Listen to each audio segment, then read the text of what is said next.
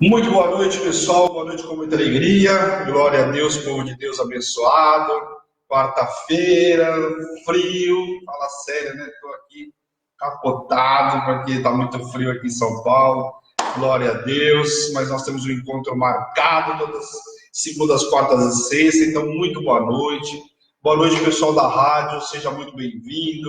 Você do Facebook, da rádio. Eu queria falar, antes de mais nada, falar sobre a rádio, né? Nós somos uma rádio 100% louvor, 100% Jesus, 24 horas de louvor, então convido a você a estar sempre conectado na Rádio Hebron. Você tem a possibilidade de baixar o aplicativo aí, o app pela tua lojinha aí, né, do teu celular, no sistema Android, você vai lá, baixa o app, tem um aplicativo, você tem um aplicativo da rádio. No iPhone não tem um aplicativo ainda de rádio, tá bom, pessoal? Só no Android, mas você baixa o aplicativo é super fácil, dá para você salvar, dá para você compartilhar, dá para você colocar despertador, fechar térmico, tem um monte de novidade. Além da vantagem, quando você está no aplicativo da rádio, consome menos de internet, porque o Facebook tem imagem, acaba consumindo mais internet. Então, para você que está no transporte público, enfim, está na rua aí, muito mais fácil, e dá para você também colocar aí e ouvir louvor o dia inteiro. Então, muito boa noite a todos vocês que nos acompanham aí a programação da Hebron, através da Rádio Hebron, amém? Quem está pelo celular, quem tem iPhone, aí não tem jeito, tem que baixar, tem que entrar lá e colocar www.radiohebron.com.br. Melhorou bastante ainda assim, né, com o iPhone, pelo menos o meu atualizou, você consegue fechar e deixar a telinha fechada. Então não tem problema, mas não tem como baixar o aplicativo ainda. Amém, pessoal? Então peço que vocês divulguem a Rádio Hebron, divulga a rádio que é 100% Jesus, aí 24 horas de louvor, aí é bom demais, né? Fala sério. Muito boa noite, pessoal do Facebook, muito bom estar com vocês. Né? Queria lembrar vocês que nós estamos uma semana cheia de novidades, semana de relógio de oração. Então, glória a Deus. Aí, pessoal, agora das 18 horas está no relógio de oração. Então, hoje, de programação, quando tem no relógio de oração, o pessoal das 18 não acompanha a luz da palavra. Depois, aí, o pessoal vai ver a transmissão. Glória a Deus pela vida de cada um aí, amém? Vamos fazer um balancinho da semana aí, como eu sempre faço. Todo programa eu falo um pouquinho como foi a semana, né? Bom, domingo, culto de Santa Ceia, né, palavra poderosa, livro de Joel, falando sobre as chuvas temporãs, Herodes, sobre as promessas que está sobre a vida do povo da Hebron, né? Quem está debaixo da nossa cobertura, debaixo da cobertura da Hebron, tem vivido e vai viver nesse mês de setembro o livro de Joel, as bênçãos aí maravilhosas que estão sobre o livro de Joel. Então nós estamos vendo também, começou no domingo o relógio de oração e o jejum. Lembrando que o jejum é uma refeição, você pode cortar o café da manhã, o almoço, a janta, ou o café da tarde, é mais difícil o pessoal hoje, né? A cultura aí, o povo nem tem tempo de tomar café da tarde. Mas se você, o café da tarde te custa também, pode cortar o café da tarde aí, amém? Lembrando que você pode tomar líquido, né? Só não pode tomar uma vitamina aí, né? Que aí você está fazendo uma refeição, amém? Mas caso contrário, você pode cortar uma refeição aí, tomar um líquido normal, faz parte do nosso jejum até domingo que vem. Temos o relógio de oração, que começou aí também na madrugada aí, de domingo para segunda. Esse mês tem coisa nova, tem novidade, né? Nós temos o horário às 3 da madrugada, que nós não tínhamos, e às 15 horas, às 3 horas da tarde. Eu tenho feito a maioria dos orações, não tenho feito das 3 da manhã, porque eu passo a meia-noite, né? E o das 6 da manhã eu não consigo fazer. Os demais eu tenho feito, onde fiz, né, os da meio-dia, fiz das 13 e fiz os das 18. Hoje eu não consigo fazer os 18, eu estou com vocês ali, mas eu tenho participado de todos eles aí. Muito bom estarmos na presença do Senhor. E eu tenho chamado muito o pessoal quando eu estou compartilhando, né? Às vezes eu estou lá, a bispa está ordenando, mas eu estou lá participando, amém? Mas quando eu estou lá, eu tenho convidado as pessoas, eu vi a bispa convidando também, o bispal aí, para estar participando dos outros horários. Você, não é todo dia eu não consigo participar, mas um dia dá para você fazer 2 horários, faça 2 horários. O importante é você estar na presença do Senhor, amém? Então, o relógio de oração, grande bênção, nós estamos aí no 3º dia do relógio de oração. Amanhã, 4º dia aí, muita novidade, chegamos na metade do relógio de oração, palavra poderosa. Tenho certeza que o povo tem vivido milagre, e eu tenho certeza também que é resposta de oração para muitos aí, né? Aquilo que nós estamos clamando, aquilo que nós estamos colocando diante do altar do Senhor, vai ser liberado, eu tenho certeza, em nome de Jesus, amém? Bom, nós não tivemos na terça-feira, ontem não tivemos o programa Prefiro Crer, então lembrando que a programação da Hebron, de segunda a sexta-feira, você tem aí Palavra do Dia, toda segunda, quarta e segunda a sexta-feira, das 8h30 até por volta das 10 horas da manhã, nós temos a palavra do dia com a bispa Karen, a bispa que todo mundo conhece aí, que conduz aí a palavra do dia. De terça e quinta, ela tem a programação na parte da tarde aí, às 3 horas da tarde, que é só testemunho. De terça e quinta, 3 horas da tarde tem testemunho. E começou aí faz 15 dias, né, a bispa começou um projeto aí das Mulheres Conectadas em Cristo, que vão ser 12 quintas-feiras. Então teve a primeira, onde a bispa falou sobre Ana, palavra poderosa. Nessa semana que passou, na semana passada, a bispa falou sobre Joquebede, e vamos ver quem que ela vai falar amanhã. Está todo mundo ansioso, eu pelo menos estou ansioso para saber quem é que ela vai falar. Então, glória a Deus, aí temos novidade para amanhã à noite. O programa da bispa de quinta-feira, à noite, às 7h30 da noite. Então, se programa aí, né, para você ouvir a palavra que vai ser amanhã. Semana passada nós tivemos a presença da Jaque, né? Essa semana possível, muito provavelmente não teremos, até por conta que, por recomendações médicas aí, a bispa não pode ter contato aí com ninguém por 14 dias aí. Então, 14 dias nós não vamos poder ter contato com ninguém, a não ser os que já estão aqui, né? Amém, pessoal? Então, provavelmente amanhã, se tiver alguma coisa simultânea, caso contrário, a bispa vai estar ministrando aí, vocês vão participando. O que eu percebi é que nos últimos, poucas pessoas fizeram perguntas aí. A bispa, você está abrindo para fazer pergunta, participar, eu acho que é interessante, pessoal. Legal? E de segunda, quarta e sexta, nós estamos falando da palavra às 18 horas. Das 18 às 19, aí, 1 horinha, nós estamos falando sobre o livro de Números, começamos em Gênesis, então já avançamos Êxodo, Levítico, Números, estamos terminando aí, e vamos entrar em Deuteronômio. E falamos sobre o livro de Jó também, que foi o segundo livro que nós demos aí. Então, muita novidade aí na Hebron. Amém?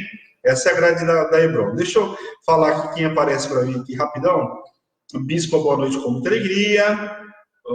Bispão, boa noite com muita alegria. Mauricião, boa noite com muita alegria. Seja muito bem-vindo, Mogi. Eliane Assis, muito boa noite. Sempre bom ter você conosco também. Deixa eu ver aqui o outro. Elisiane, boa noite com muita alegria. Glória a Deus. Seja muito bem-vinda. Sofia, boa noite com muita alegria. Delfinópolis. Um abraço a todos de Delfinópolis aí, região Franca, Mococa, toda a região. Daqui a pouco o pessoal de Mococa entra aí também, né? Tem o Chile. Tem a Maísa, glória a Deus, eles estão pela rádio, então, e como tem o relógio de geração, tem muita gente que está no relógio aí, não vai estar comigo aí, mas amém? Glória a Deus, então, muito boa noite a todos aí, sejam todos muito bem-vindos, amém? Sintam-se abraçados, e não esqueçam de compartilhar, coloca aí hashtag e vamos compartilhar. O telefone da Hebron já está aí, pessoal, que é o 11 97013 8161, para quem quiser fazer alguma pergunta, deixar alguma pergunta aí, a Eli colocou boa noite, boa noite. Quem quiser colocar alguma pergunta, aí coloca, e aí depois, acabando o programa, eu já entro para vocês e respondo, amém? Ou se não, se eu não souber, nós vamos atrás para saber o que se refere. Ok, pessoal? Glória a Deus. Vou dar uma recapitulada um pouquinho aí, estava conversando com o Maurício, muita informação, né? A gente sabe que o livro de Números tem muita informação. E eu vou dar recapitulada na sexta-feira, nós vamos encerrar o livro e eu vou fazer, como eu faço sempre, no final, no último capítulo, eu sempre volto um pouquinho e te comento um pouco sobre tudo que foi falado. Então, eu vou fazer um pouquinho hoje sobre alguns assuntos que nós falamos na segunda-feira, talvez tenha gerado dúvida, até pelo que me perguntou, e aí eu vou comentar algumas coisas e a gente continua aí normal, tá bom? Então, abram suas Bíblias aí. Jafe, boa noite, pastora Jafe, boa noite com muita alegria. Deixa eu ver quem que é aqui. Jaqueline, boa noite com muita alegria. Seja muito bem-vindo. Glória a Deus pela vida de vocês, pessoal. Amém? Então, abram suas Bíblias aí em Números, capítulo 30. Nós vamos retomar hoje, vamos orar em nome de Jesus por essa palavra, né? Por essa ministração em nome de Jesus. Amém? Senhor, meu Deus, meu Pai, nós queremos te louvar, te agradecer pela oportunidade de estarmos aqui na tua presença, para estar 1 hora, Senhor, de estudo, para que a gente possa aprender as tuas escrituras, Senhor, em nome de Jesus. Abre o nosso entendimento, tira toda a sonolência, todo o cansaço, Pai, em nome de Jesus. Toda a apostasia, Senhor, em nome de Jesus. Tira o comichão dos nossos ouvidos para que possamos ouvir a tua voz, ouvir a tua palavra nesta noite, Senhor. Nos limpa, nos purifica de todo pecado, Senhor, de tudo aquilo que não provém de ti, para que possamos entrar na tua presença limpos de mão, puros de coração, Senhor, em nome de Jesus. Nos dá, Senhor, entendimento nesta noite. Abre nosso entendimento para receber esta palavra, Senhor, em nome de Jesus, e que possamos multiplicar aquilo que vamos aprender nesta noite, Senhor. Usa a minha vida, usa a minha voz, a minha imagem, que eu diminua cada vez mais e o Senhor cresça, Pai, em nome de Jesus. E tudo que o Senhor fizer, Deus, a honra, a glória e o louvor é teu, Pai, em nome de Jesus. Amém. Amém, pessoal? Glória a Deus. Bom, Nós paramos, então, na segunda-feira, nós paramos no capítulo 29. E eu estava até comentando, conversando um pouco com o Maurício aí, e aqui tem muita informação e tem muitas coisas que a gente vai ver nesses, principalmente no livro de Levíticos, Números, Deuteronômio, muitas coisas se repetem. E aquilo que se repete tem um fundamento, né? Precisa, o senhor está repetindo porque tem algumas características, primeiro, algumas coisas que acrescentam-se, e algumas nos livros que se repetem. Eu tenho tido o carinho de olhar tudo isso e passado para vocês. E outras coisas é porque aqui nós estamos pegando um pedaço agora, porque Números narra que ele volta à situação de Êxodo, né? Porque Levítico falou sobre a lei e coisa e tal. E aqui o livro de Números, ele começa a fazer o quê? Relatar esses 40 anos de deserto. Então tem muita informação nesses 40 anos. Imagina que o povo passou nesses 40 anos. E muitas das coisas que eu tenho passado para vocês, a gente vai ver alguns números, então não dá para a gente decorar, evidentemente. Olha, quantos membros tinha, que eu falei na segunda-feira, quantos membros tinha da tribo de Judá? Não sei, não dá para lembrar todo mundo. Tinha 74 mil, se não me engano, e alguma coisa, você também não lembra. O número exato não dá. O importante é a gente entender o conceito. Aquilo que o senhor queria falar, o que ele estava demonstrando, e qual era o conceito, por exemplo, nessa situação. O senhor primeiro sabia a quantidade, nós vamos saber quantos tinham sido 20 anos, preparado para a guerra também, né, preparado para adentrar, né, agora a próxima terra e tirar os conselhos da terra, porque a terra que isso ia dar, tinha gente lá, e precisava tirar esse pessoal de lá. Então precisava saber esse número, era um censo que foi feito depois de tudo que aconteceu durante esses 40 anos no deserto, era um censo que foi feito também, por exemplo, né, onde a gente vê que o número cresceu assustadoramente, sendo que aqueles que tinham acima de 20 anos morreram durante o deserto. Então, tudo isso, essas informações que você precisa entender. Tá, pessoal? Então, não fica preocupado, mas eu não lembro o número da quantidade disso, daquilo. Isso não é talvez tão importante, mas o importante é você ter o conceito. Aqui precisava saber, Moisés precisava saber, Josué precisava saber com quantos homens iam contar e coisa e tal, e para mostrar também a excelência daquilo que Deus fez, né? Com tudo isso, a gente viu o número que se aumentava. E eu brinquei, mas é verdade. A tribo de Judá era uma das maiores, tinha mais de 74 mil homens aí acima de 20 anos. Então, era uma tribo com um número significativo. E a menor tinha, acho que 22.200, se não me falha a memória. Então, ao longo desse capítulo, a gente vai ver muito isso. A gente viu a construção do tabernáculo, por exemplo, no livro de Levítico. Então, essas informações, nós vamos ver no quê? A delicadeza, aquilo que o Senhor, a forma como o Senhor conduziu, dando detalhes de tudo. Então, essas informações, é importante saber o quê? Nós somos um Deus de detalhe. Então, tudo isso a gente vai ministrando para vocês ao longo aí de todo o decorrer do livro. Amém? Então, a gente parou na segunda-feira, falando sobre as ofertas, né, das festas solenes, onde cada tribo tinha que entregar, tinha um dia específico. Você vê que tudo tinha detalhe, né? Tinha dia específico, não era desorganizado, não era desordenado. Por que a gente fala que a obra do Senhor, trabalhar nas coisas com Deus é com ordem de decência? Tudo com Deus é com ordem de decência. A gente vê pela delicadeza de detalhes em tudo, né? Então não tem como ser diferente, né? Mas vamos continuar no capítulo 30 e na sexta-feira eu vou fazer a gente volta e faz um resumão de tudo que foi falado nesse mês, amém? De tudo que fala desse livro de Números, amém?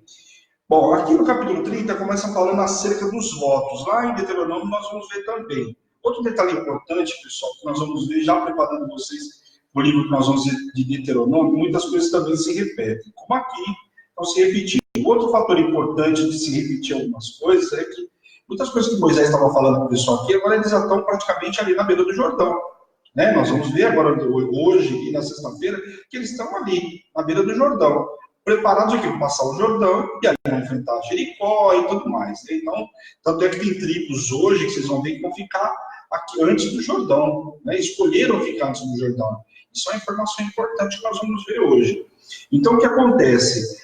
Muitas das coisas que Moisés estava repetindo era porque era uma geração nova.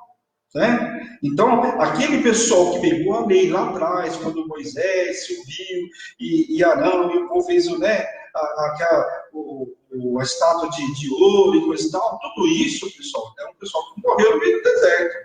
Então, muitas das coisas se repetem agora, até porque é uma geração nova que está adentrando, né, que vai adentrar a Terra Prometida. E até porque esse pessoal precisava celebrar, precisam tomar posse de uma terra, vão tirar os conselhos de lá, vão se estabelecer e não pode se esquecer dos mandamentos. Em determinado momento, até que parece que é repetitivo. Toda hora o Senhor dá uma direção e fala, mas é importante aguardar os meus estatutos. Por quê? Porque isso é importante. E aquilo que era importante, o Senhor faz questão de frisar várias vezes, até para que o povo não se esquecesse disso. Eu estava fazendo isso agora há pouco, até nem comentei com a bispa, depois eu vou comentar com ela. E eu vi uma informação que para mim passou despercebido. E eu já li o livro que conta a história e tudo mais, e não tinha visto que o Senhor tinha avisado isso, o Senhor já estava anunciando aquilo que iria acontecer lá na frente. E muitas vezes a gente ouve a administração e não dá entendimento, a gente não entende isso. Por isso que a luz da palavra vai te dar esse entendimento. Quando vai passar por essa situação, eu já vou avisar, estou lembrado do que aconteceu tal. Está aqui, ó. O Senhor já está lendo também o que aconteceria. Amém? Então tem muita coisa para a gente ler aí. Amém? Vamos ler lá o versículo 1 e 2. Falou Moisés aos cabeças das tribos dos filhos de Israel, dizendo, esta é a palavra que o Senhor ordenou. Quando um homem fizer um voto ao Senhor, ou juramento para obrigar-se a alguma abstinência, não violará a tua palavra, segundo tudo o que te prometeu, fará. Quando, porém, uma mulher fizer um voto ao seu senhor, ou se obrigar a alguma abstinência, estando em casa de seu pai, de sua mocidade, ela vai dever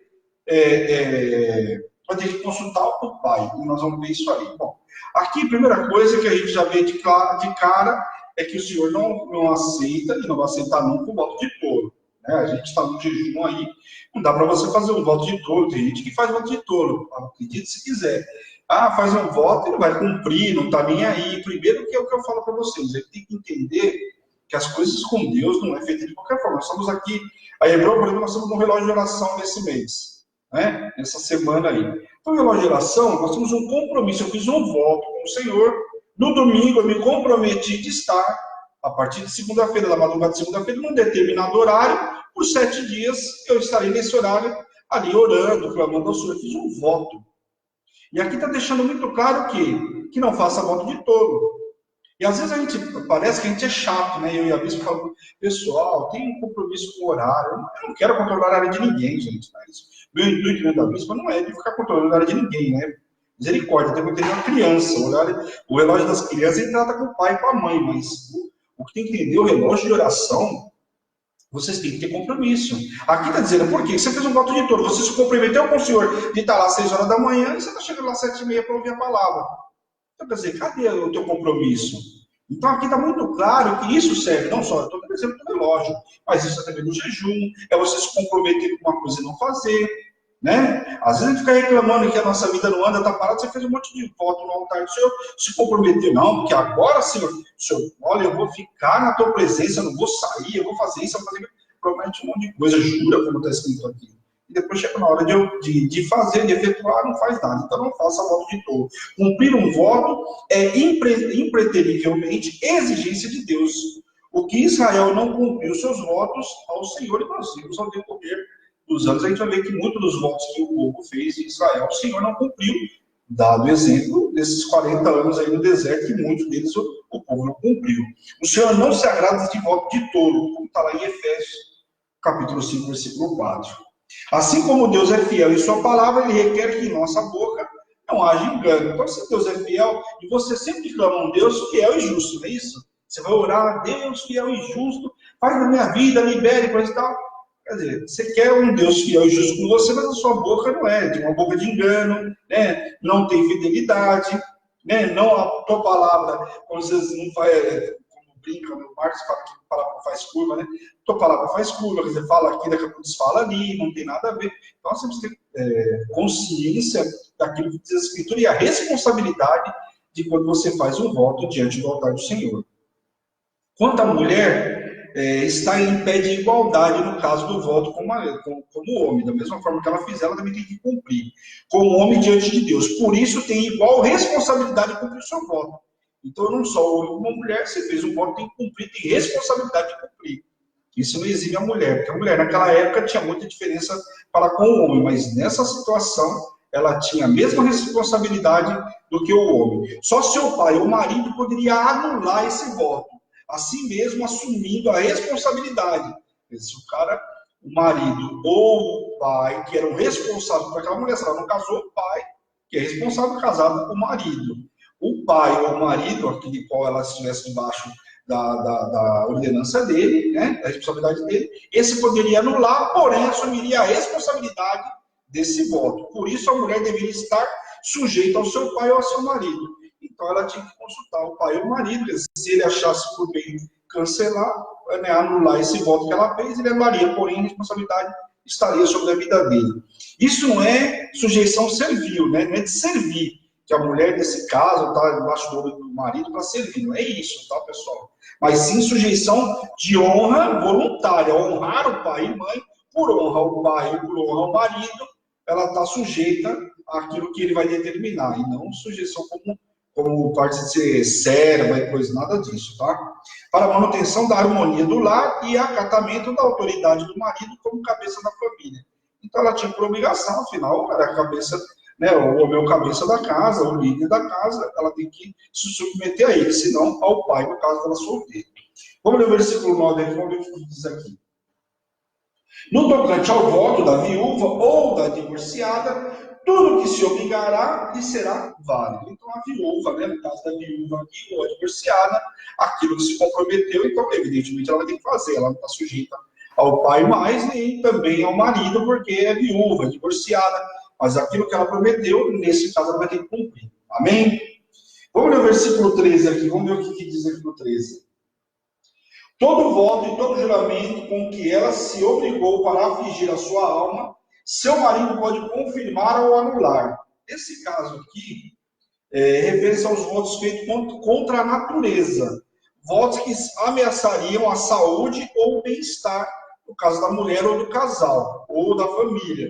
Ou que ameaçaria a harmonia da vida conjugal. O marido, então, poderia ou confirmar ou anular. Ele poderia anular desde que aquele voto ia atrapalhar o casamento, ou a natureza do casamento, enfim, alguma coisa dentro da casa, ele poderia anular, né? Então, nesse caso, era permitido. Amém, pessoal? Capítulo 31, vamos lá. Vitória sobre os midianitas. Um povo inimigo de Deus, deu muito trabalho, né? Os midianitas deram muito trabalho para o povo de Deus, e a gente vai ver isso. A gente viu lá, a ver Gideão, né? Tendo muita dificuldade com esse povo lá, no livro de Juízes, nós vamos ver algumas das situações, né? O povo tendo muito trabalho com os midianitas, né? Não é fácil, não. Vitória sobre os midianitas. Vamos ler o versículo do 1 ao 4 ali. Disse o Senhor a Moisés: vinga os filhos de Israel dos midianitas, e depois serás recolhido a teu povo. Falou, pois, Moisés ao povo, dizendo: armai alguns de vós para a guerra, e que saiam contra os midianitas, para fazerem a vingança do Senhor contra eles. 1000 homens de cada tribo, entre todas as tribos de Israel, enviareis à guerra. Então, aqui, mais de 1000 homens, 1000 homens são enviados para a guerra, para vingar os midianitas. Tudo quanto os midianitas fizeram, ou até foram coniventes com outros povos que eram inimigos de Deus. O inimigo de Deus, eu digo inimigo do povo de Deus. Amém? Deus daria uma última restituição para Moisés, que afinal, ele fala aqui que depois vai recolher Moisés. Depois você volta para cá, porque já foi anunciado que Moisés estaria sendo recolhido nos próximos dias, até porque Moisés não entraria na terra prometida. Amém, pessoal? Isso não tem dúvida nenhuma aí, né? Então Deus daria aqui uma última restituição a Moisés antes de sua morte. Assim levantou-se grande exército, 12.000 homens para pelejar os midianitas. Lembrando que eles representavam a malignidade que levava, né, o povo, todo o povo, a prostituição espiritual, porque eles não tinham, eram os deuses pagãos deles, e tudo isso ele levava o povo de Deus, né, aqueles que se misturavam com eles, levavam a prostituição espiritual, e é isso que o Senhor queria eliminar. E por muitas vezes o Senhor fala, deixa muito claro, que toda vez que eles tomassem posse de algumas terras, ou tirasse os conselhos da terra, era para dizimar, não era para deixar nada, porque justamente por conta disso, uma vez deixado esse povo, iam se misturar, e as culturas também, e aí logo o povo ia deixar de servir a Deus e ia começar a servir a outros deuses também, né? Além do mais, os midianitas tinham se aliado aos moabitas para amaldiçoar Israel, proferindo deste modo injúria contra o Deus de Israel. Então era um povo que era inimigo do Senhor e do povo de Deus, e por qualquer situação se juntava com outros contra o povo de Deus. Porque a fama de Israel cresceu assustadoramente, porque vinha fazendo um grande multidão, um grande volume, e onde chegava o Senhor dava vitória, então foi assustando todo mundo. Tanto que a gente viu a situação com Balaque lá em Balaão, né? Balaque manda chamar Balaão, e faz daqui, e faz dali. que não adiantou nada, né? Balaão não pôde profetizar, né, contra o povo de Israel, porque o Senhor não permitiu.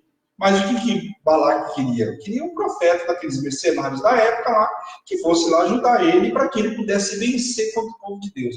Ia vencer? Não ia, a não ser que fosse propósito de Deus, o que não era propósito de Deus. Então, logicamente, ia perder. Então, tentou uma, tentou duas, ele só gastou oferta lá em holocausto, só gastou um monte de coisa, prometeu mundos e fundos para Balaão, mas não pagou, porque também Balaão não fez aquilo que ele queria.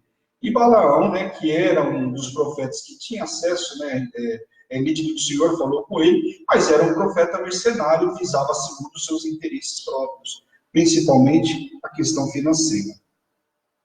Vamos ler o versículo 8 aqui, que diz assim: e mataram todo homem feito, mataram além dos que já haviam sido mortos, os reis dos midianitas, Evi, Requim, Zur, Reba, 5 reis dos midianitas, e também Balaão, filho de Beor, mataram a espada. Então veja aqui que a vingança foi muito maior. Matou todos os reis, né, que eram dos midianitas lá de cada província, lá os príncipes de cada província, matou todos eles e matou também nessa ocasião Balaão. Balaão acabou sendo morto também nessa situação, mas por que porque ele era um profeta mercenário. Olha o que diz: Balaão morre não como um justo, mas como era seu desejo hipócrita, mas sim com a morte de um infiel mercenário, inimigo de Deus. Então ele era um hipócrita, ele morreu como justo, mas não morreu como justo, pelo contrário. Como ele era mercenário, negociou, fazia acontecer, tudo que tivesse que fazer para ser contra, né, ou para favorecer algum reino em função, em troca de dinheiro, ele faria. Então, está aí a morte dele, como foi, né, inimigo. Queimaram todas as cidades e acampamento e levaram cativos mulheres e crianças, e os despojos de animais e todo gado e bens. Tudo levaram para o arraial das campinas de Moabe, junto ao Jordão, na altura de Jericó. Como disse para vocês, eles já estavam ali nos pés, ali, preparado para depois que era o segundo passo, que era passar o Rio Jordão. Só que aqui, lembra, eu acabei de falar para vocês, qual era a determinação do Senhor? Sempre eliminar todo o povo. E aqui, o que eles fizeram? Deixaram as mulheres, as crianças, pouparam e mataram todos os homens. Veja que essas situações vai trazer dor em muitas vezes o povo de Deus, porque foi alertado para não fazer, mas o fizeram. Então, o que acontece? Trouxeram aqui os despojos, as riquezas, né? Os bens, o gado, tudo isso eles trouxeram, mas também trouxeram mulheres e crianças. Aí vem uma ordenança com relação à tratativa dos cativos, né? Tratamento com relação aos cativos. Vamos lá, versículo 13 a 15. Moisés, Eleazar, o sacerdote, e todos os príncipes da congregação saíram a recebê-los fora do arraial. Porque voltaram da guerra, todos eles com um monte de coisa, então saiu, mas logicamente os levitas não iam, esse povo ficava orando e intercedendo, ganhavam-se a guerra, mas espiritualmente ali no tabernáculo, lá no templo, orando. Indignou-se Moisés contra os oficiais do exército, capitães dos milhares e capitães dos centenas, que vinham de serviço da guerra. Disse-lhe Moisés: deixasses viver todas as mulheres? Primeira coisa que Moisés viu. Né? Moisés já olhou quando viu o camarada todo feliz que ganharam a guerra, mas ganharam a guerra, mas não cumpriram toda essa determinação. Veja como pode trazer problema para a gente. Isso é para a nossa vida de hoje também, nada diferente. Às vezes a direção do Senhor é uma, e a gente com dó, com pena, com isso aqui que você quiser, acaba fazendo aquilo que o Senhor não determinou. Ah, mas eu tive pena. Não. Primeiro, que de Gênesis Apocalipse não fala de pena, não fala de dó, não fala de nada disso. Mas a gente, né, isso é um sentimento humano que o povo pratica, e o que acontece? Né, temos que ter misericórdia, mas não pena, dó, nada disso. E trouxeram e não cumpriram aquilo que era a determinação. E logo Moisés já se indignou, porque trouxeram as mulheres, as crianças, algo que não tinha sido permitido. Amém? Moisés muito se indignou, pois o povo tinha poupado as mulheres midianitas, que tinham sido veículo de sedução do povo de Israel. Então, quer dizer, já tinham seduzido o povo. A gente viu a semana passada, né, o que o profeta, o sacerdote teve que fazer, né, Finéias teve que fazer, teve que matar diante da população, para tentar, né, foi punido, né, muitos homens, inclusive, foram mortos porque se contaminaram com essas mulheres, coisa e tal, mas nem assim o povo não aprende. Quer dizer, o povo insistia em continuar errando. Saía para a guerra, Moisés não foi, e aí o povo acaba fazendo besteira. Fala aí, Moisés começa a falar sobre algumas situações para o povo. Começa a falar sobre Balaão, quando ele conseguia ganhar salários por amaldiçoar a Israel, já que o próprio Deus pôs profecias verídicas na sua boca, colaborou na desvalorização de Israel, o que levou a esta guerra contra os midianitas, que Israel declarou a fim de afastar a causa da prevaricação. E aí, por conta disso, e da história de Balaão, né, que fez, aconteceu, e foi lá, e o povo de Deus se misturou com os midianitas, por conta disso se estendeu essa guerra para dizimar agora e eliminar o que não aconteceu por completo. Talvez a presença entre os midianitas na hora da sua morte foi para efetuar a cobrança pela destruição dos 24 mil israelitas que tinham acontecido, os 24 mil que morreram porque tinham justamente prevaricado com as mulheres, né? Porque por conta da adoração ao deus Baal, que era o motivo dos midianitas terem convocado esse profeta falso, quem? Balaão. Sua maldição não funcionou, mas seus conselhos malignos causaram essa tragédia aí, e morreu muitos, tanto de um quanto de outro. A ordem agora era para matar toda mulher que coabitou com algum dos homens de Israel e toda criança do sexo masculino. Então, já que trouxeram, agora vem outra determinação do Senhor. Mata-se todas as mulheres que coabitaram com os homens, para que cortar o mal pela raiz aí, e também todos os homens, todas as crianças, os meninos do sexo masculino aí tinham que morrer. Ficavam somente as meninas. Quanto às meninas que não coabitaram, era para deixar viver as definições disso aí, nós vamos ver lá em Deuteronômio capítulo 21. Então não relata aqui, mas tem uma determinação que passa para essas mulheres aqui que ficaram e que não estavam grávidas, não coabitaram, enfim. As meninas que ficaram e que não tiveram envolvimento nenhum com Israel, vão ser citadas lá em Deuteronômio 21. Amém? Então, quando chegar lá, a gente vê o que aconteceu com essas mulheres. Eu vou lembrar vocês sobre esse assunto. Purificação dos soldados e da presa. Logicamente, o povo saiu para a guerra e se contaminou. E toda vez que há contaminação, o que precisa fazer? Nós precisamos nos limpar, não é assim? Quando você peca, o que você faz? Você se limpa, se purifica para entrar diante do altar do Senhor de novo. Você volta para a igreja, vai lá, fala com o sacerdote, com o teu líder, se limpa, se purifica, né? E aí você volta à tua vida cristã normal. Então, a mesma coisa aqui. O povo se contaminou na guerra, né? Porque matou, teve sangue do inimigo, teve uma série de situações. Precisava se limpar para poder entrar novamente na presença do Senhor. Por quê? Estar ali entre todos os povos, mesmo que não fosse sacerdote, precisava estar livre, purificado para não contaminar toda a congregação. Agora deveriam ficar acampados por 7 dias para efetuar uma purificação. Todo aquele que tinha matado ou ainda tocado em algum morto deveria purificar-se, assim como suas vestes. Até as roupas precisavam ser lavadas lá. Então o cara estava separado 7 dias, se limpava, as roupas também eram lavadas, depois tal. Aí depois ele podia voltar para dentro da congregação. Então não podia de antemão já entrar sem se purificar aqueles que foram para a guerra. Até o ouro, a prata, o bronze, como é citado aqui, o ferro, o chumbo, deveriam passar pelo fogo. Ou seja, a purificação era para tornar algo útil e limpo, não para destruir. Por isso mesmo, cada objeto tinha que ser purificado pela maneira mais forte e completa que podia tolerar sem ser estragado. Então, tudo que eles trouxeram lá, ouro, prata, tudo que era de despojos, tinha que passar pelo ouro, pelo fogo. Para quê? Para ser limpo e purificado. E cada um ia ficar segundo o tempo que cada um ficaria para que não fosse danificado. Até esse detalhe a palavra nos deixa claro. Então, havia purificação também. Você vai falar, poxa, purificou os camaradas lá que matou todo mundo e os objetos, tudo que trouxeram de lá. Vamos usar como se nada aconteceu? Não. Tudo isso era purificado também. Se derretia lá, passava pelo fogo, derretia, ia fazer. Tanto né, que a gente vê a situação. Quando o povo saiu do deserto, lembra lá do Egito?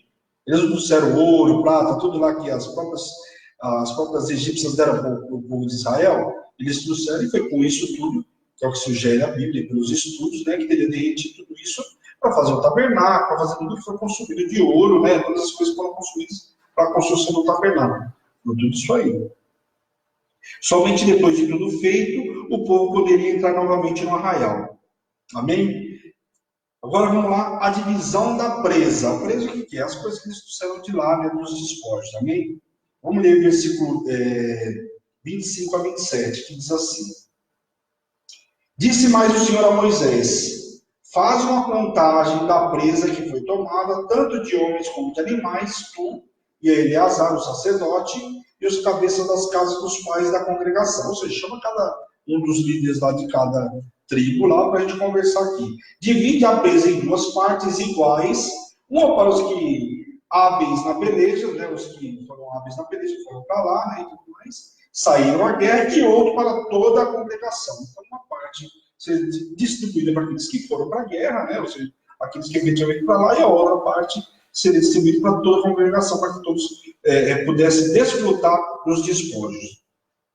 A guerra não foi uma guerra de soldado apenas, assim, todo o povo de Deus contra aqueles que causaram tentação, a vitória pertencia a todos os israelitas, sem sombra de dúvida, a todos eles, os que tinham ido para a guerra ou não, e por isso que os despojos são distribuídos entre todos eles. Portanto, a presa, no caso o animal aqui, e o despojo eram os objetos que eles tinham lá, fruto da vitória concedida por Deus, deveria ser dividida, assim como a porção dos sacerdotes que tinham também, não foram diretamente à guerra, mas estiveram intercedendo pelo povo. Então aqui tudo tinha que ser dividido para todo mundo. Amém? Vamos ler o versículo 30. Vamos ver o que diz aqui. Mas da metade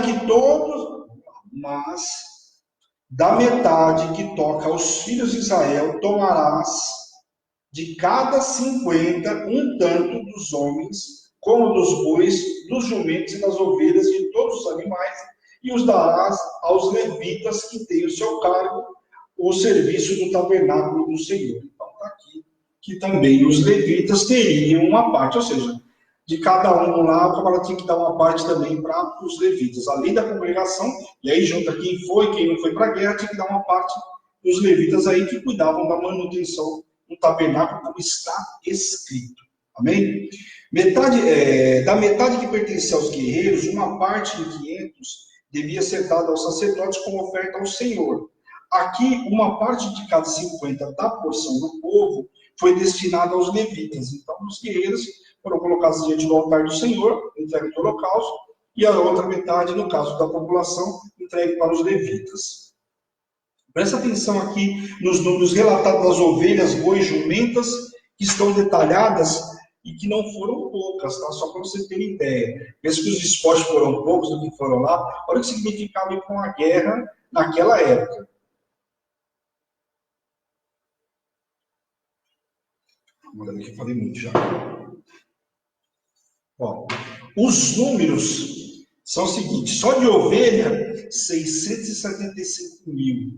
Tem noção? Olha o número dos gados, né? Daquele que foi levantado lá. Bois, 36 mil. Jumentos, 30.500. Então, quer dizer, o número do que foi arrematado lá não era pouco, não. Era muito. Tudo bem que a congregação também era enorme. Mas só para vocês terem uma ideia, fiz questão de anotar aqui, passar para vocês terem uma ideia do que significava trazer os despojos dessa guerra. E muitas vezes a gente vê aí em ministração, ir lá e saquear os despojos por 3 dias, né? Pegar os despojos de todo aquele povo. Presta atenção no que significava pegar os despojos naquela época. Não era um número pequenininho, não, era um número grande. Isso aqui eu estou falando de uma época onde não tinha reinos como eram os reinos que nós vamos ver lá para frente, lá, reino persa, Babilônia, que coisa e tal, mas só para vocês terem ideia. Aí sim, ia ter outras riquezas. Tanto é que, se eu não me engano, se eu vou falar agora de, né? Se eu não me engano, quando começou a ter a moeda, o dinheiro mesmo, foi lá no Império Persa para frente. Só para vocês terem uma ideia aí. Amém? Ofertas voluntárias dos capitães. Vamos lá. Vamos ler versículo 48 e 50 aí.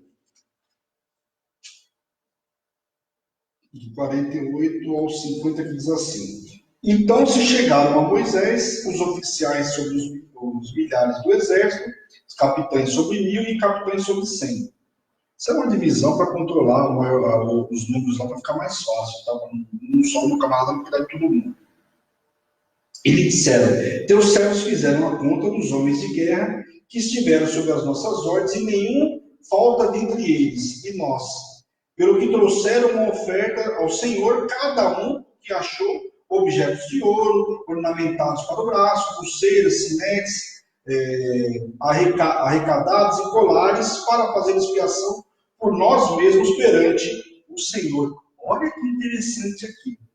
Os camaradas, pulseiras, colares lá, coisas de ouro, e eles trouxeram aqui para entregar uma oferta ao Senhor, porque eles fizeram, presta atenção aqui, olha que eles fizeram uma contagem, não tinha morrido ninguém, não perderam ninguém. Olha que guerra era essa. Tem noção do que é uma guerra do Senhor? Olha, eu acabei de falar para vocês o número de gado que tinha, então não tinha pouca gente de lá, você concorda? Que eram muitos, a Bíblia não relata, mas era muito. O cara ter 600 e poucos só de ovelha, não era pouca gente. Então, por aí você imagina a quantidade. E do povo de cá que foram, mais de 12 mil homens, você imagina, não morrer nenhum. Fala sério, o camarada tinha que entregar uma oferta de gratidão, é exatamente o que eles fizeram. Não houve nenhuma baixa. Por causa da vitória sobre os medianitas e o fato de nenhum soldado ter perecido, esta oferta de gratidão foi tirada do despojo, a parte da presa que não foi distribuída pelo regulamento. Então, ou seja, aquilo que não foi distribuído segundo o regulamento, ainda assim os capitães foram lá. Olha, quando a gente fala em oferta hoje, o povo pula, esperneia. Olha, falar de valente de Davi perto desses camaradas aqui, tá de brincadeira. Valente de Davi, o que é? Eu entrego oferta todo dia. E ainda, assim, quanto mais o Senhor me abençoa, mais eu entrego. Presta atenção. Fora o regulamento, ou seja, fora o que ali determinava e o que Moisés determinou que eles fizessem a distribuição, aquilo que eles pegaram de despojos de ouro, de prata, de outras situações, eles foram entregar ao Senhor de gratidão por não ter morrido ninguém. Fala sério. Esse memorial, a bondade e a justiça de Deus era um ato expiatório. Como está entregando uma oferta de expiação, porque era lindo demais. Realmente uma oferta extraordinária. Entregar, porque o Senhor não tinha permitido uma baixa. Que gratidão era essa? O cara já tinha entregue. A parte dele, segundo o regulamento dele, ele já tinha entregue. Ou seja, ele estava entregando um plus. Tem noção do que era isso? Eu já entreguei meu dízimo, mas ainda assim eu vou entregar mais um pouco. Eu já entreguei meu valente de Davi, mas eu vou entregar mais um pouco, porque eu fui tão abençoado. Pense, eu passei por essa enfermidade todinha, ela não me consumiu, consumiu meu vizinho, consumiu de lá, de cá, consumiu todo mundo. Essa epidemia pegou todo mundo. Fala sério. Que oferta de gratidão é essa, meu Deus? Capítulo 32. Fala aí, bispo. A gente fala de valente de Davi, né? Fala sério. O que é esses camaradas aqui? É muito bom, né? Para sofrer por falta de conhecimento. É o que eu falo aqui.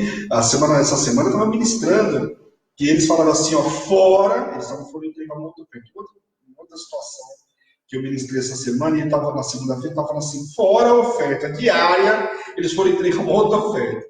Fora a oferta diária. A gente está falando de valente de Davi, que é uma vez por mês, né? Vamos lá. Das tribos de Meia desejam habitar na Transjordânia. Vamos ler lá o versículo 1 e 4. O que está acontecendo? Essa é a oferta de restituição que a gente faz hoje. E o que a gente propôs para o dia 30 de setembro. Volto com os de gratidão. É as 3 festas, ó. Tabernáculo, Pentecostes e Páscoa. Vamos lá. Os filhos de Ruben e os filhos de Gade tinham gado em muitíssima quantidade e viram as terras de Jazer e a terra de Gileade, e eis que o lugar era lugar de gado. Vieram, pois, os filhos de Gade e os filhos de Ruben e falaram a Moisés e ao sacerdote Eleazar e aos príncipes da congregação, dizendo: Atarote, Dibon, Jazer, Minha, Esbom, Eliabe, Seba, Nebo e Beon, a terra que o Senhor feriu diante da congregação de Israel, é terra de gado. E os teus servos têm gado. Olha o que eles fizeram aqui. As duas tribos, os caras são espertos, né? Eles viram que a terra era boa de gado. Eu acabei de passar um número para vocês aí, que era um número grande. Então, o que supõe? Se o número estava reproduzindo a quantidade de gado com um pouco inimigo, senão que as terras eram boas, até porque eles não tinham o Senhor, não tinham o povo de Israel. Ainda que a terra fosse ruim, a gente vê que é mais Jacó, que a varinha dele fez o gado se multiplicar só ficando com os gordinhos. Então você imagina, mas aquele povo não. O povo era inimigo de Deus, né? E o povo não tinha o Senhor a favor deles. Então eles estavam realmente num pasto muito bom. Né? Então, o que eles viram? Viram que o pasto era bom e que para criar gado era uma ótima opção. E eles tinham um grande número de gado, como é relatado aqui. Então, eles pedem o quê? Para que Moisés conceda essas terras para as duas tribos, para que eles possam se instalar lá. Vamos ver o que acontece aí. Grande parte desse gado foi adquirido no meio das conquistas Logicamente, cada conquista, o povo, porque eles tinham bastante gado. Porque conforme ia conquistando os povos, iam pegando os despojos. Amém? Contudo, Israel já tinha algum gado no deserto, que fique muito claro para vocês, que eles já tinham gado no deserto, tá? Que não era de todo estéril, então não era de todo estéril a terra, e eles tinham gado também para tudo isso. A terra de Jaz, ele estava na fronteira do território amonita. A Transjordânia foi dividida em duas partes, norte e sul, do rio de Jaboque. Nós vamos ler o livro de Josué, só para fazer uma referência aí. Eles querem morar ao leste do Jordão. Isso causaria uma separação do resto dos israelitas, porque eles querem morar antes do Rio Jordão, sendo que todo o povo ia passar o Jordão para pegar as terras lá depois. Amém? Então eles queriam ficar antes do Rio Jordão. E não havendo uma barreira natural entre Gileade e o Oriente, de onde provinham as invasões durante a história de Israel, provinham tudo por ali. Né? O perigo era grande, mas eles queriam ficar lá, embora tinham consumido todo o povo lá, tinham matado todo o povo. Nessa situação não tinha muito risco. Apesar das terras serem férteis, ficavam isoladas das demais tribos de Israel. E por isso as tribos querem as primeiras possuírem essa terra primeiro que as demais. Seriam também as primeiras a serem despojadas dela, como veremos mais à frente aí nas guerras lá. Depois de Josué, depois bem para frente lá, as primeiras terras a serem despojadas foram essas terras aí. Por quê? Foram justamente as primeiras que foram possuídas aí. Versículos 6 e 7. Vamos ver o que diz aqui. Porém, Moisés disse aos filhos de Gade e aos filhos de Ruben: irão vossos irmãos à guerra e ficarei vós aqui. Por que, pois, desanimais o coração dos filhos de Israel para que não passem a terra que o Senhor lhes deu? Então, quer dizer, o que ele está falando? Pô, se vocês não forem para a guerra, vai começar a desanimar. Se vocês não forem para o lado de lá e ficarem aqui, quer dizer, vai fazer falta do número de homens e coisa e tal. Como é que vai fazer? Vai desanimar todo o povo, não é muito certo isso.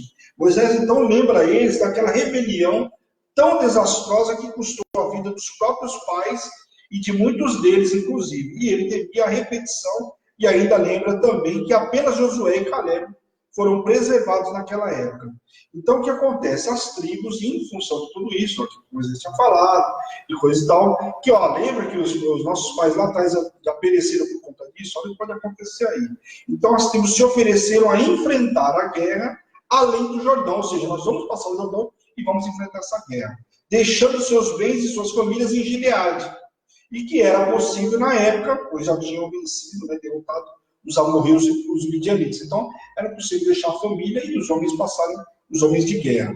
Assim sendo, eles voltariam após todas as tribos estarem de posse das suas terras. Então, eles se comprometeram com Moisés aqui, então é o seguinte, nós vamos ficar com essa terra, você nos dá essa terra, só que nós vamos deixar as famílias aqui, nós vamos passar o Jordão e vamos até os nossos irmãos todos estarem com as suas terras determinadas, instalados, tirando os conselhos, nós retornamos para tomar posse e ficar aqui morando, porque também não era justo, né? Você imagina, o povo vai para a guerra, o cara pegou primeiro, já fica aqui, se cada um pegasse, cada tribo pegasse sua terra, parasse, o último estaria pego, né? Moisés deixa claro, então, para eles que caso cumpram tudo que estão prometendo, ele desobrigaria-os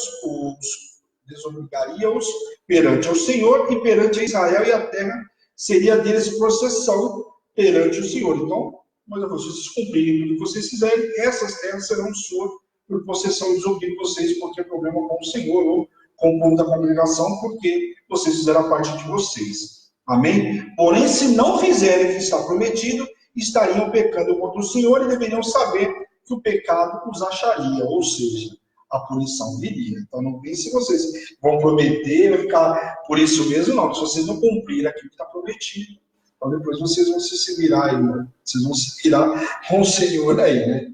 Então Moisés comunicou a Eleazar, o sacerdote, assim como a Josué e os cabeças de cada tribo. E tudo como Moisés falou, concordou então a tribo de Gade e de Ruben em fazer, e partiram para Canaã. Então combinaram, tudo bem, nós vamos fazer o que nós combinamos aqui, então vamos para Canaã, vamos fazer o restante do que temos que fazer. Distribuição da Transjordânia. Vamos lá, ler o versículo 33, que diz assim: deu Moisés aos filhos de Gade e aos filhos de Ruben e a meia tribo de Manassés, filho de José, o reino de Sion, reino dos amorreus, e reino de Og, reino de Basa, terra com as cidades e os seus distritos, as cidades em toda a extensão do país. Bom, opa, aqui aparece mais uma tribo. Então, tínhamos quem aí? Gade, Ruben, e agora aparece a meia tribo de Manassés. Meia tribo dos filhos de José, a tribo de Manassés, queria parte da terra também. Engraçado que quando os camaradas falaram lá, eles ficaram quietinhos, quer dizer, viram que a situação foi favorável, então talvez resolveram se manifestar aí. A meia tribo de Manassés, ou seja, metade dos membros da tribo, desejavam tirar proveito dessa possibilidade de herdar uma terra ideal para o seu gado. Por exemplo, existe a possibilidade de herdar uma parte da terra aí, que era bom para gado, eles tinham gado, né, suas intenções são mencionadas só depois, né, dos gaditas e dos rubenitas terem tomado a iniciativa. Quer dizer, só depois de tudo isso acontecer que eles tomaram a iniciativa e falaram que realmente o que eles queriam. Fala sério, né? Assim foram distribuídas por Moisés essas terras conforme solicitado. Amém? Então aí todas as terras foram distribuídas então para as 3 tribos, 2 tribos e meia ficaram antes do Jordão. Amém, pessoal? Está claro isso? Que no livro de Josué nós vamos ver muito isso, e aí está só o restante das tribos que vão pegar terras lá. Então, para que não confunda, mas eu vou mencionar isso com vocês lá. Capítulo 33, acho que dá para a gente ir aí. Amém? Deixa eu ver aqui. Dá para a gente ir, não é tão comprido assim. Vamos lá. E aí, na sexta-feira, a gente termina. Nos acampamentos desde o Egito. Aqui começa uma descrição do roteiro que os israelitas tinham seguido durante a sua peregrinação no deserto. O itinerário das viagens foi descrita e escrito por Moisés. Então aqui, o capítulo 33 começa a relatar um pouco da história narrativa de tudo que aconteceu desde que eles saíram do Egito. Tá? Então eu vou falar sobre algumas situações que foram passadas aí. Amém? Conforme o mandato do Senhor. O Senhor determinou para que ele escrevesse isso aí. Onde ele começa a relatar, inclusive, a saída do Egito e o povo chorava a morte dos primogênitos e também a sequência onde Ramsés o persegue. Então, quer dizer, logicamente, a estratégia foi, enquanto eles estavam chorando os primogênitos, todo o povo de Israel, ó, saiu de lá, né, fugiu. Depois, o Ramsés saiu seguindo o povo de Israel. Então, tudo isso, Moisés começa a escrever segundo a ordem do Senhor. Presta atenção. Isso é importante, eu vou fazer um parênteses aí. O fato do Senhor mandar escrever é uma das muitas instâncias que nos dá a entender que os livros de Moisés foram realmente documentados, contemporâneos, escritos pelo próprio povo de Moisés. Logicamente que hoje a gente já sabe que todos os estudos já garantem que foi Moisés que escreveu, não tem dúvida nenhuma, mas aqui está mais um escrito, deixando claro isso aí. Segue a narrativa agora, nós vamos narrar, vou narrar resumidamente cada passagem, o que representa. Isso é praticamente um resumo do livro todo, hein? Presta atenção aí. Sucote, quer dizer barracas, as casas dos israelitas no decurso das peregrinações, ou seja, nos tabernáculos, naquela parte onde foi construídos os tabernáculos e coisa e tal. Migdol, quer dizer torre, na fronteira do Egito, o último obstáculo transposto antes de chegarem ao Mar Vermelho. Então está ali nas imediações antes de passarem o Mar Vermelho, está aqui narrando, né, Moisés, esse local. Depois Mara, que quer dizer amargo, um lugar de água que era uma água impotável, não tinha assim, uma água potável ali, águas amargas, está lembrado disso? Que vocês vai lá, velha rocha, tem água? Amém.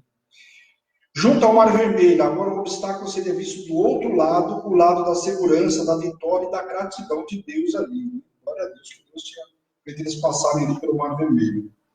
Refidim, quer dizer expansões, o primeiro dos 2 lugares onde Moisés recebeu a água da rocha. Estão lembrados? Sinai, foi ali que o povo recebeu os 10 mandamentos.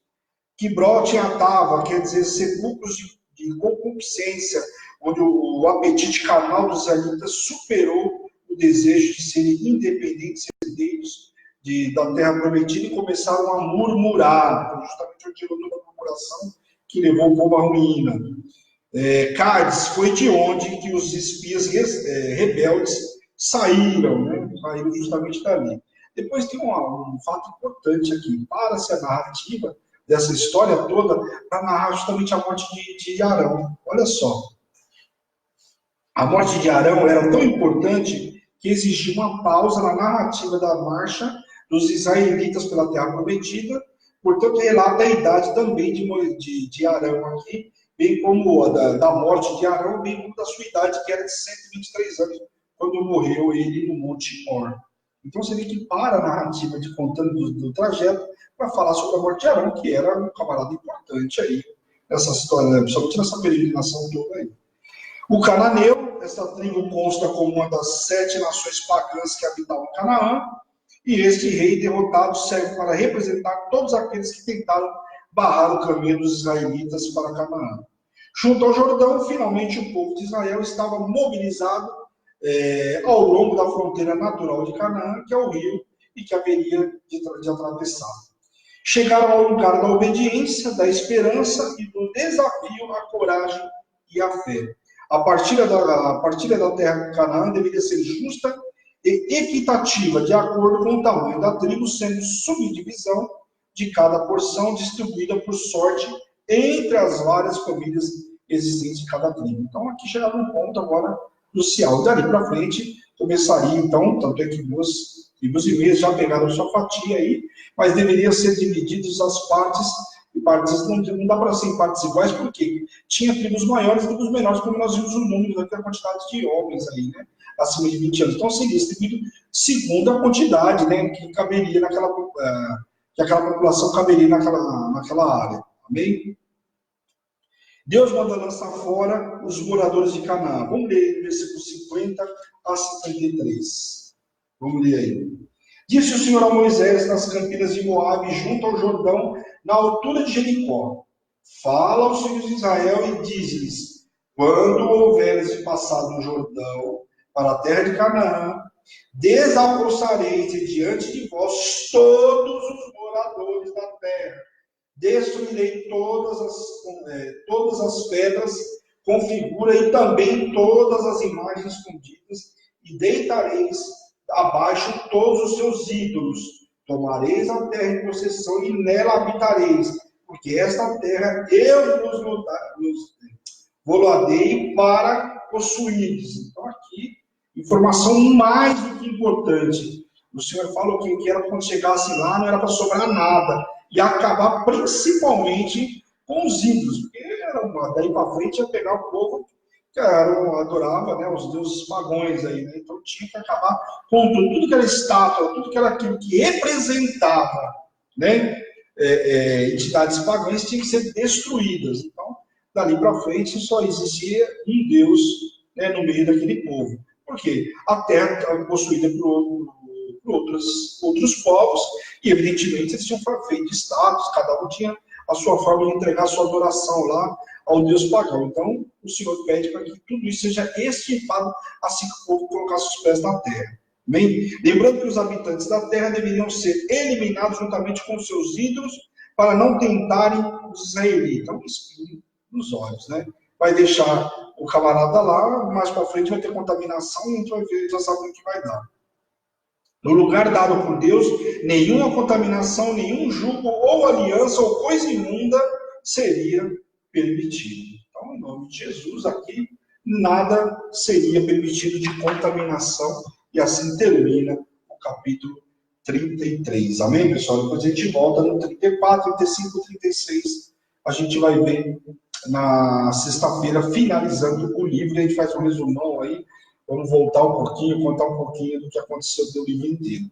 Então a gente viu que muita coisa aconteceu no dia de hoje aí, né? Mas o importante aí que é a narrativa, primeiro, da divisão das tribos, né? Aqui duas tribos que ficaram antes, né, do Jordão, a responsabilidade deles passarem, né, e depois ajudarem os povos, as outras tribos, a conquistarem as suas terras.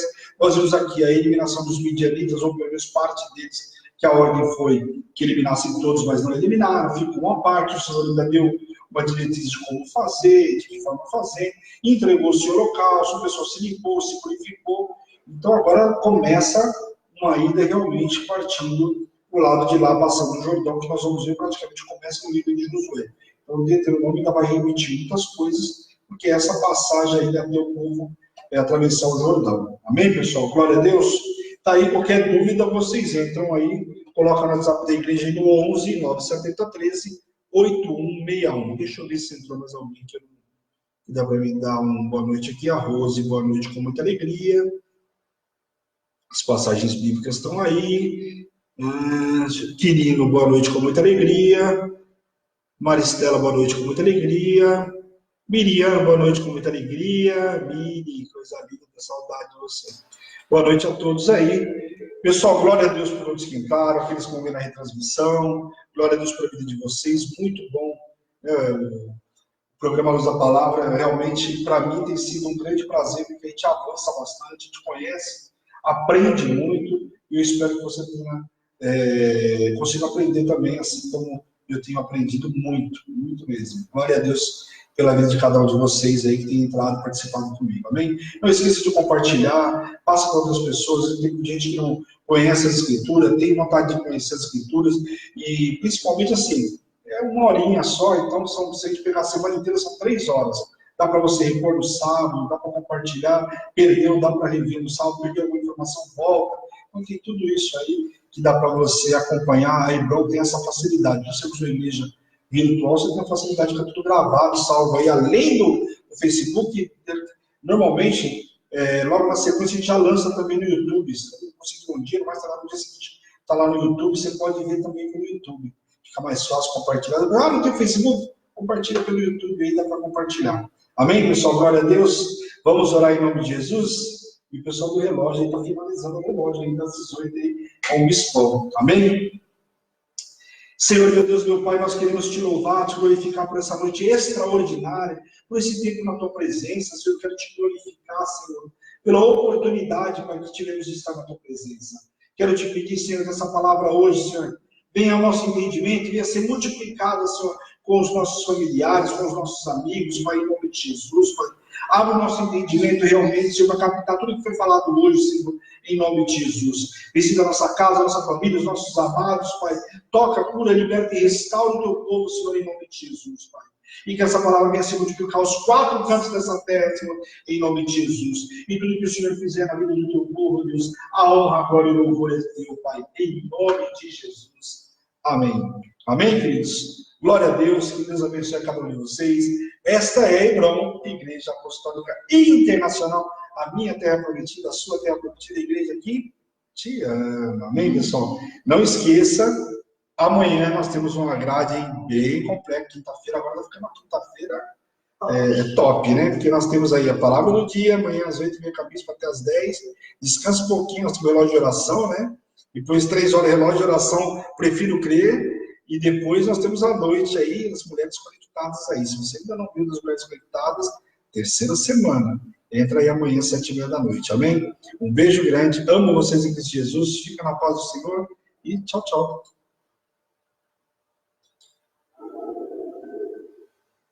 O pessoal do Facebook ficaria mais um pouquinho, né? Glória a Deus.